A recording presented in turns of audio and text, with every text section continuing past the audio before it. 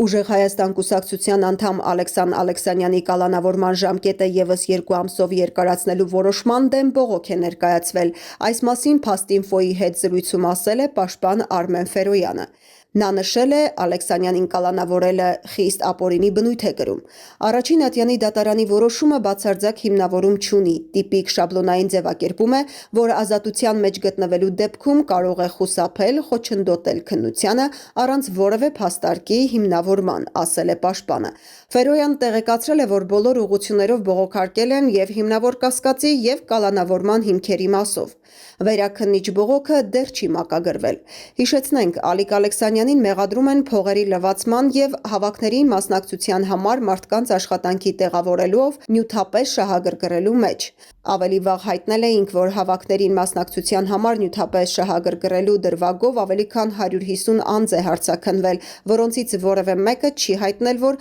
նման առաջարկ եղել է։ Նույն վարույթի շրջանակներում մեղադրանք է ներկայացված նաև Նարեկ Կարապետյանին։ Թե վարույթով ինչն է դրված մեղադրանքի հիմքում, Ֆերոյանը չմանրամասնեց, նախաքննական գաղտնիքով պայմանավորված միայն պնդեց, որ օբյեկտիվ իրականության մեջ իրավիճակը փաստող որևէ կոնկրետ ապացույց դրված չէ, դրա համար էլ պնդում են, որ ակնհայտ ապօրինի բնույթ է կրում։ Երեկ պաշտպանն այցելել է Ալեքսանյանին, ասաց, որ նա շատ լավ էր, ամուր և ուժեղ։ Արցախի հանրապետության Արդարություն կուսակցության համանախագահ Հակոբ Հակոբյանը գրում է. 2023 թվականի բռնի տեղահանումը չի վերացրել և չի կարող վերացնել Արցախի ժողովրդի քաղաքական կամքը, նրա իրավունքները։ Ժողովրդին հայրենիքից բռնի հեռացնելը չի նշանակում նրան զրկել քաղաքական սուբյեկտ լինելու իրավունքից։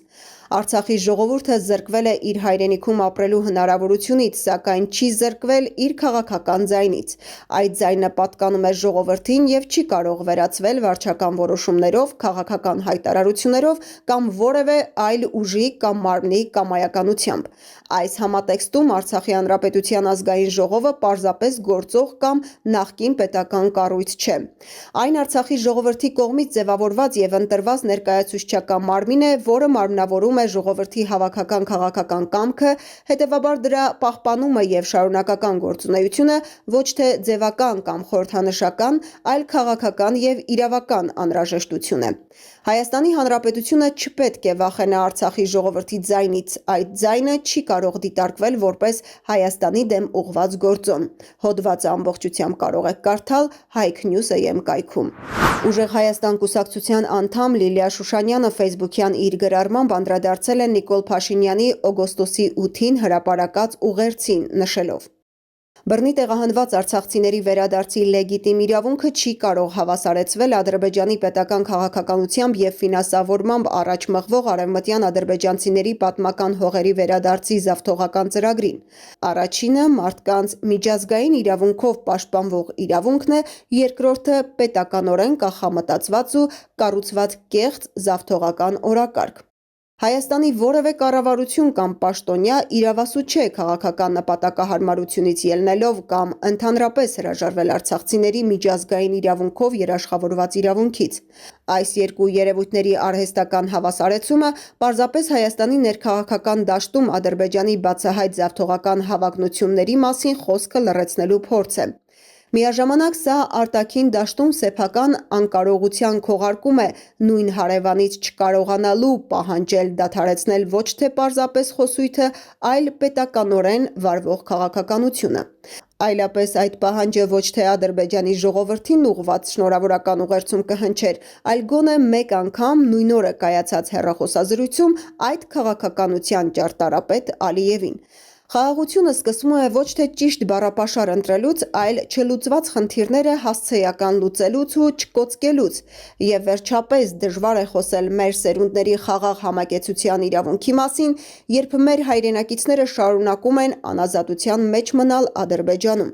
2021-ի նախընտրական օրերին վարչապետը ասում էր. «Գերիները մի քանի ամիս էլ կսպասեն, մեզ կներեն»։ Անցել է 5 տարի, գերիները դեռ սպասում են։ Նյութը ամբողջությամբ կարող եք կարդալ HikeNews.am կայքում։ Հրապարակ թերթը գրում է. ՔՊԱ-ական տիկնայք ֆլիրտ անելու շաբաթ են հայտարարել Ազգային ժողովի նախագահ Ռուբեն Ռուբինյանին։ Իշխանական թիմում ոմանց պահվածքը անգամ անեկդոտի թեմա է դարձել։ Պատգամավոր իշխանական կանայք ամեն ինչ անում են նոր նախագահի սիրուն արժանանալու համար, որ ազգային ժողովի բյուջեի բարիքներից, հատկապես գործուղումներից օգտվելու հնարավորություն ունենան։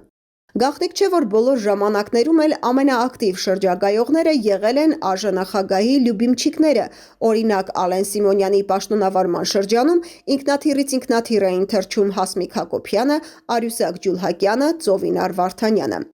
Հիմա կազմը կփոխվի, չնայած ՔՊ մեր աղբյուրները նշում են, որ դեռ չգիտեն, թե ովքեր են արժանացել Ռուբինյանի սիրուն, հնարավոր է ինքնահավան Ռուբինյանը առհասարակ ֆավորիտներ չունենա, նա ոչ ընկերներ ունի, ոչ մեծ շրջապատ, ոչ հարաբերություններ կառուցելու մեծ ցանկություն, գրում է թերթը։ Հայք Նյուզ լրատվական։